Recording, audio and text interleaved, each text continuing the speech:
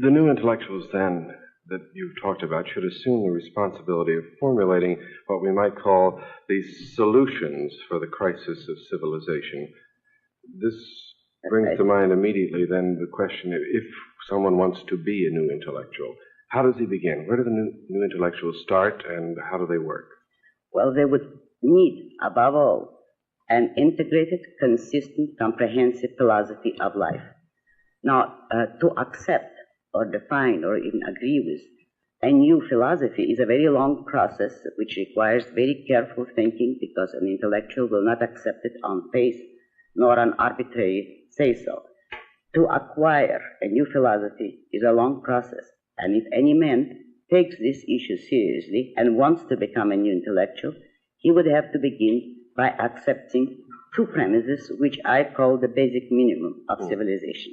They're not axioms, but a man would have to prove them to himself. He would have to convince himself. Then his mind would be free to consider the rest or the other questions of philosophy. But the first two, which a man would have to define to himself before he can proceed, is the relationship of reason to emotions and the evil of force among men. The first premise, the relationship of reason to emotion, means that a man, if he wants to be an intellectual, has to learn how to differentiate his thinking, his reasoned judgment from his emotions, wishes, hopes, fears, or whims. He must learn that feelings, emotions, are not tools of cognition, that emotions are the product of his premises. They are not a guide to reality. They are not a form of knowledge and perception.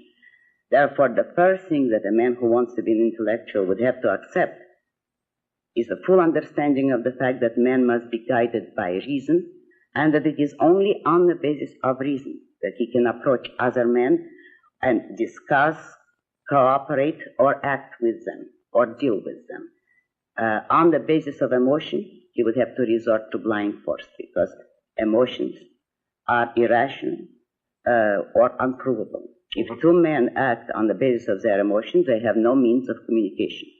When emotions are put in their proper place, which means as the consequence of reason, not as the leader of reason, then men have a common vocabulary, they have a common means of understanding, and a common frame of reference and arbiter, which is reality.